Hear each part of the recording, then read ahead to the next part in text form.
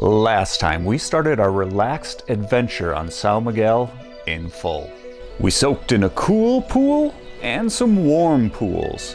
We walked the Fellini-esque trail near our accommodations, all while peeking at the small village we were staying. Today, we hop across the island to Ponta Delgada to try and see some whales. But before getting to the harbor, we gotta navigate some of these tight streets we're not accustomed to.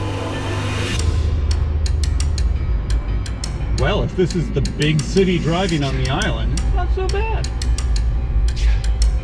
I wasn't prepared for this, but I'll make it. It'll be okay. Okay. A little bit more stressful than I expected. Feel like I'm going to hit the curve.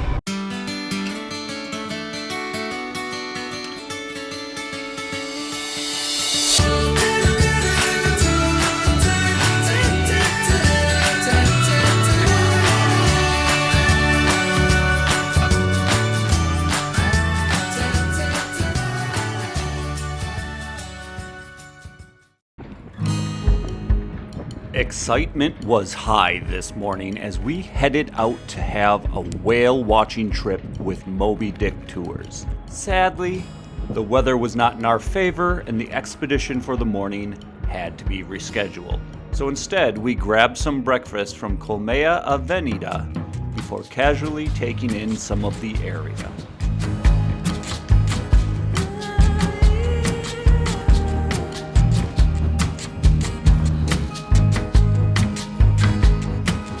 This trip still included COVID restrictions. It was 2022 after all. And that day, I had forgotten my mask in the car.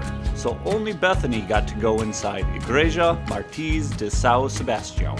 Built during the 1500s, this is a beautiful piece of history. Being from the United States, we are not used to things being so old, but here, it became kinda normal.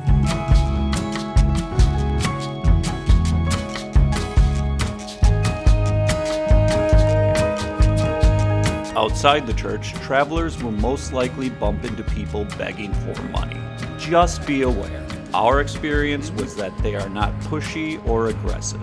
A polite "desculpe, now dinheiro" should have them moving on. Don't let that kind of thing make you avoid this area. From here, we decided to scope out the drive west out of town. We didn't go far, just out to Relva, which is on the far side of the airport. Here we stopped at Miradouro do Caminho Novo, I believe basically lookout point of the new road. It has a small parking area, but has stuff for the kids, for picture takers, and for those who just want to have a snack.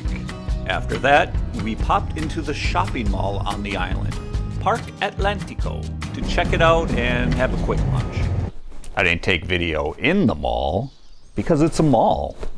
If you've seen one, you've seen them all. Though there is some maritime stuff on display and a life-sized whale sculpture. For lunch, we ate at Restaurant Donatello and had our first beef regional. So they set the standard for our expectation of that plate. It was good. Price to flavor and portions were very good here. Then it was back to our cabin in Ribeira Quente for relaxation for the remainder of the day. The next day, we had a little bit of a later start, so I used that time to walk down into the village. The weather had gotten a bit worse from the day before, as a tropical depression was moving in on the island.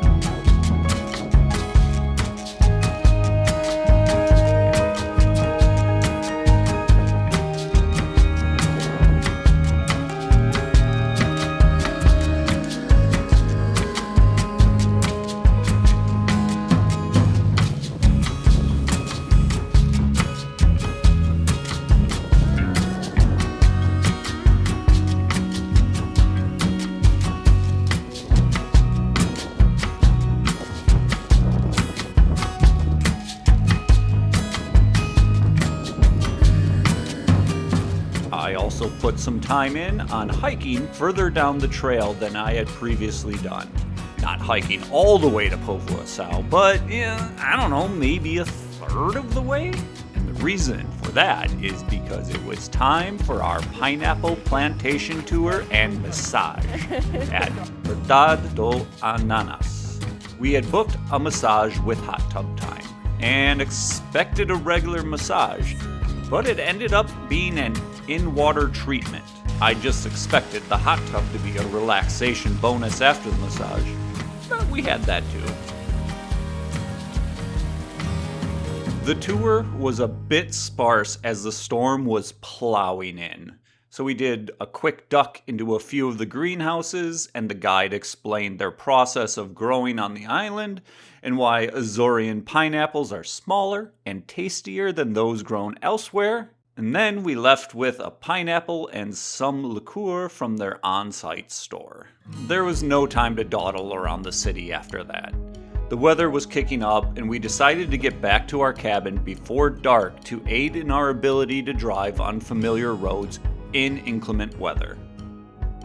That evening, we dined at Restaurant Ponta Delgada in Ribeira Quente. The restaurant is open between April and October. This is a wonderful place to experience the Portuguese flavors of the ocean. Lapas, cracas, peixe grelhado, polvo, and more. The ladies running the place were wonderful. The food was exquisite. The sobremesas, delicious.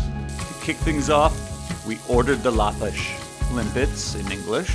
They are buttery, garlicky, oceany goodness. Do not pass on these when visiting the island. From the looks of it, Bethany had grilled boca negra, while I ordered the octopus salad, which was actually off the starter menu and not a full dinner plate. Oops. You might have noticed there aren't any veggies on those plates, but they do provide a salad bar so you can get your greens as well. For dessert, we had a drunken pear and a tarte de feijão. To wash it all down, we shared a bottle of white wine. Luckily, during dinner, the storm was pretty calm. The restaurant was within walking distance of the cabin, and we didn't get rained on. But that tropical depression was coming down on the island. The waves were picking up. That night, the cabin shook from the winds, and the crashing of the waves was pretty intense. But everything held up great. Next time, we take the long way around the eastern side of São Miguel, stopping at some of the iconic Miradouros in Nordeste, experience fado music over dinner, then switch out our accommodations from oceanside to a park filled with waterfalls. Come back next time for more São Miguel, Azores 2022.